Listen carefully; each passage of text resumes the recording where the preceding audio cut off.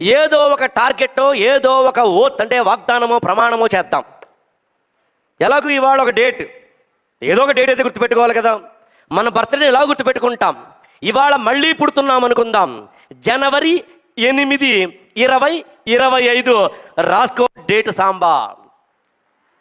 అప్పా ఇవాళ డేట్ రాసుకో.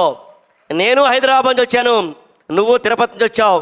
మహతి ఆడిటోరియంలో అక్కడ వెంకటేశ్వర స్వామి పాద సన్నిధిలోంచి మాట్లాడుతున్నాను.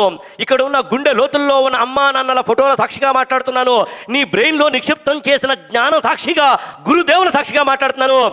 జనవరి 8, 2025 రాసుకో సాంబా. రమణ లోడెత్తాలరా.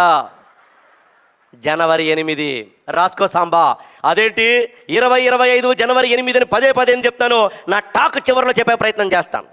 2-3 పాయింట్లు అన్నాను కదా. పాయింట్ నెంబర్ 1, దయచేసి ఫ్రెండ్స్ వద్దు.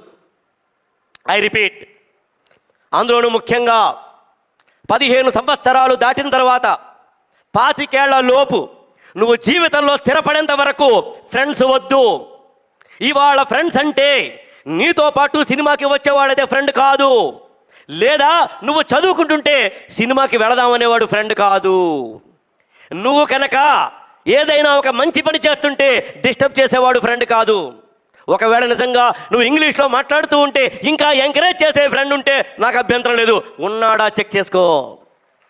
ఉంటే అభ్యంతరం లేదు, ఉన్నాడని అనుకోవడం లేదు. నువ్వు కెరీర్ని ఐఏఎస్గా కనుక ఫిక్స్ చేసుకుంటే, నువ్వు 10th క్లాస్లో ఉన్నప్పుడు, ఇంటర్మీడియట్లో ఉన్నప్పుడు, డిగ్రీలో ఉన్నప్పుడు ఐఏఎస్ ఎగ్జామ్ రాయడానికి ఏమేమి కావాలో నీకోసం ప్రత్యేకంగా ఎక్కడి నుంచో ఇది చదువు, అది చదువు, NCERT చదువు, ఇది చదువు అని చెప్పిన ఎవడైనా ఉంటే వాడు ఫ్రెండ్. ఉన్నాడా చెక్ చేసుకో.